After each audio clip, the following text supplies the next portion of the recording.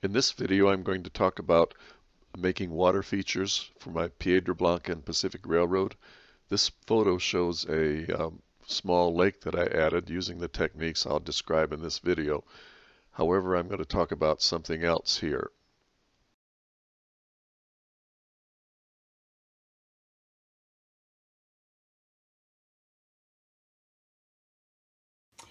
Here you see the area that I'm redoing. The little river comes through here, and then from the left there's going to be a drainage from an arroyo.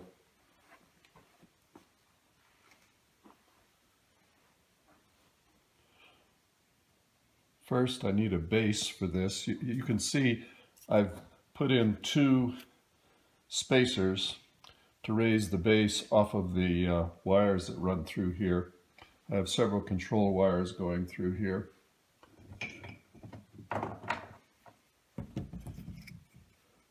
So here is my base. It's made out of masonite, and as you can see, it's painted brown with a little bit of black wash in the areas that I want to represent deeper water. So I'm using this school tacky glue.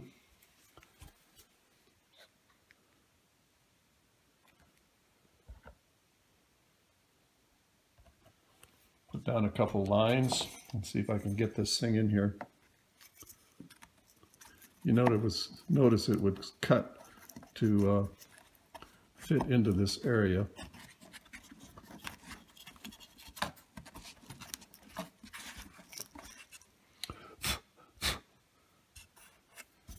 And that looks pretty good. Force it down. Now I've made up 2 cement culverts. This one's going to go right there. This one's the smaller one coming in from the arroyo, and it's going to go right there. So let me first start gluing these down.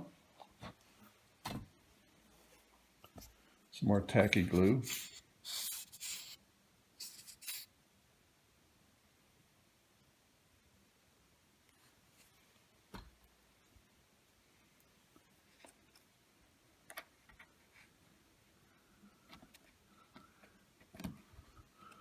I'll pull it out a little bit because I want some space for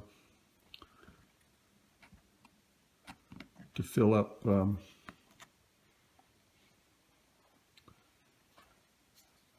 the ground coming down there.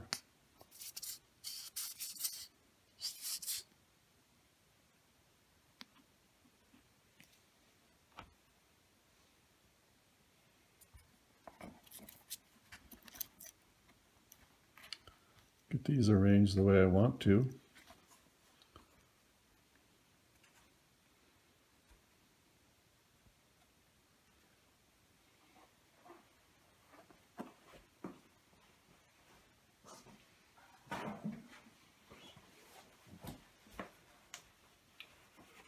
Pull off that glue as best I can for now.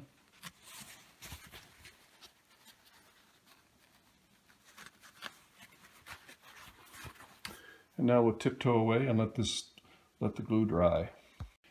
Okay, I've done a few things here while the glue is drying. I've masked off the culverts because I don't want to get plaster on those when I start finishing. I've added 3 pieces of bark that looks a lot like sedimentary rocks that have been laid down there, I hope. I may paint them, or I may just leave them brown like this. You can't see it, but I put little black pieces of black plastic behind the openings of the culvert so that you can't see into it, but it looks like it keeps going. Now I'm going to take some wet rags and just fill in some of these areas to cut down on the amount of plaster material I have to fill in here.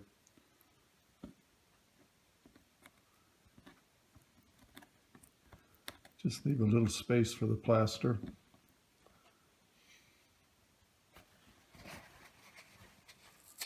This isn't really essential, but it sort of makes life a little easier.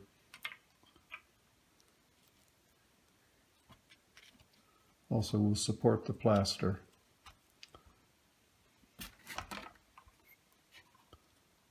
Get that one. That one doesn't really want to stay very well. Oh well, we'll just leave it. And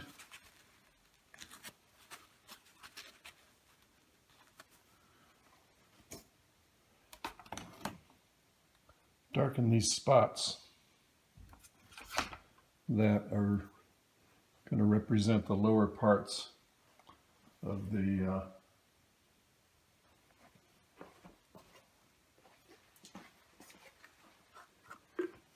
lower parts of the stream, deeper parts of the stream.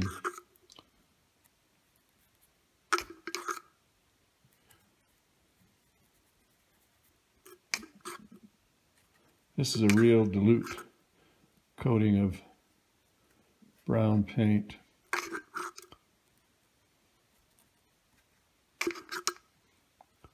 Just where the water might run more.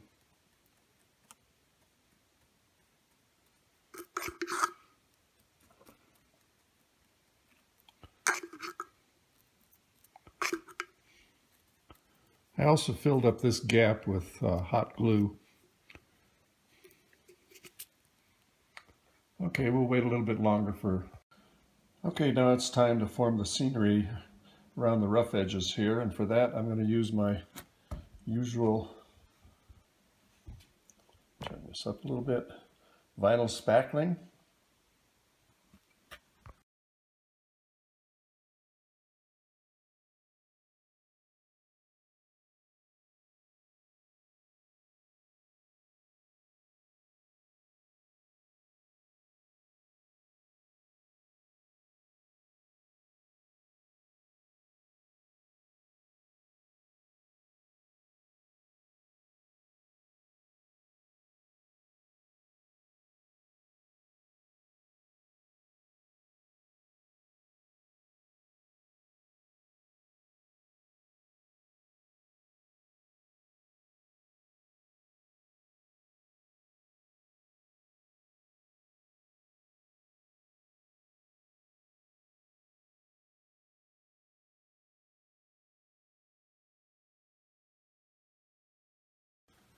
Okay, so now I have cleaned everything up, sanded it down. Doesn't have to be perfectly smooth, but pretty well. Cleaned up around the edges of the culvert. And here I am ready to paint with brown paint. So let's see if I can do this without messing it up.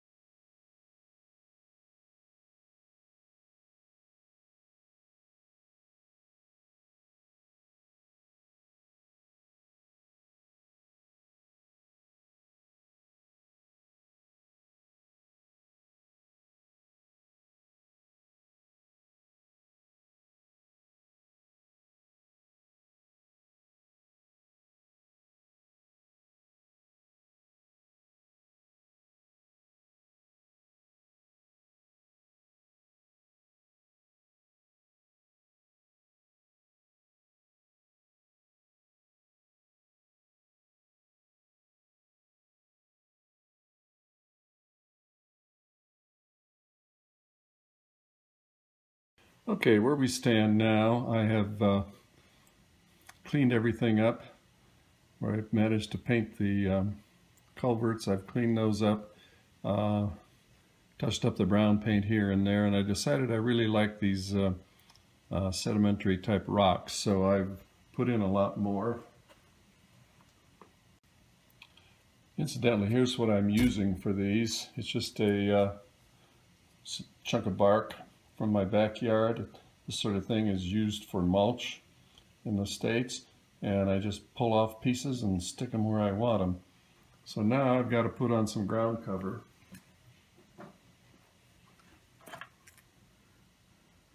I'm painting everything with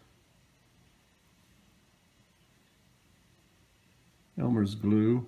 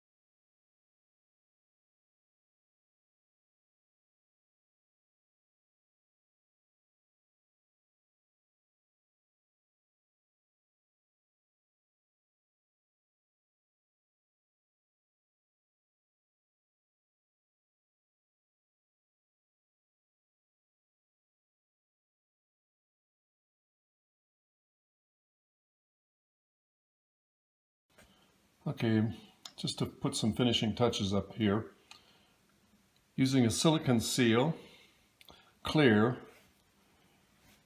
I dabbed some on here and pulled it down with a stick, put some structure into it to represent water. Then everything else here was painted brown around that with a little bit of dark for the middle. Now I'm ready to pour the final coat of water.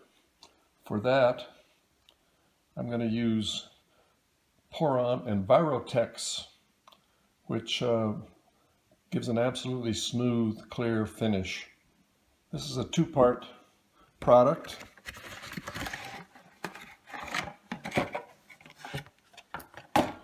You mix equal parts of the two bottles, stir for 2 minutes, and then pour on. I'll do that in the next video. Okay, I've protected this. I've mixed the stuff together for 2 minutes and gave it another 30 seconds or so to get rid of some of the bubbles. Now I'm just pouring this on. Now this stuff will go through any cracks you have, so you have to make sure you cover up all the cracks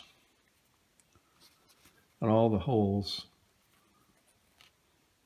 We'll see how well I did.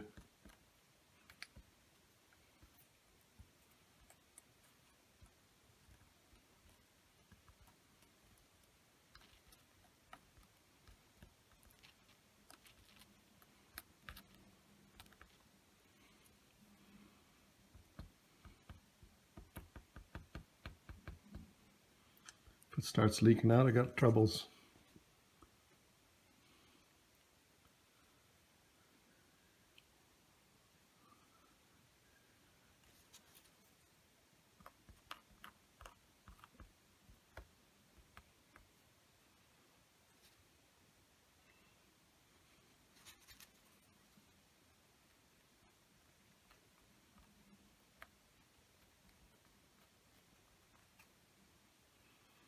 Now this stuff will actually wick up the ground cover, so we'll see where it stands when it dries.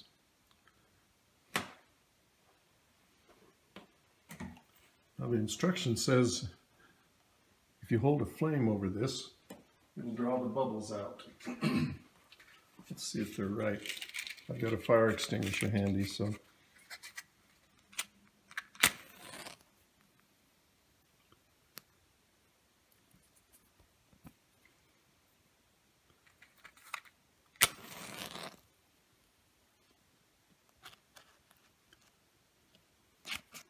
They say it's not the heat, it's the CO2.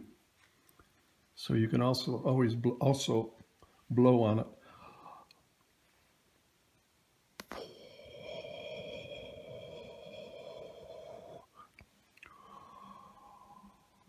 Oh, that's working great. Look at them disappear. Wow. I hope you can see that. That was pretty remarkable. All the bubbles just kind of disappeared, came to the surface and disappeared.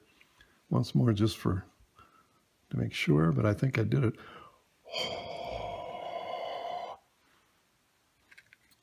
Okay, I'm going to cover that up, keep the dust off of it, and go away.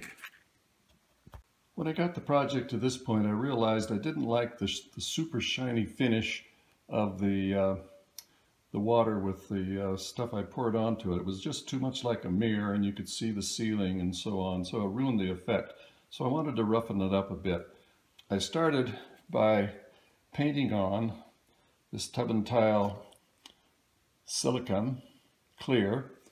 I just brushed it on in the direction the water would go, leaving fairly large ripples in it. Then, when that had dried clear, takes about a couple hours or so, you can't see it. Then I mixed up some, a little bit of polyacrylic Minwax protective finish. I mixed that up with my brown color, got a nice soupy mixture, and painted that over everything here. After that dried, it gave a nice realistic muddy look, as you can see. So here's a quick video showing everything in perspective with my Santa Fe logo at the top. That's the end of this. As usual, if you like my videos, please give me a thumbs up and join my channel, Dean's N-Scale Trains. Thank you.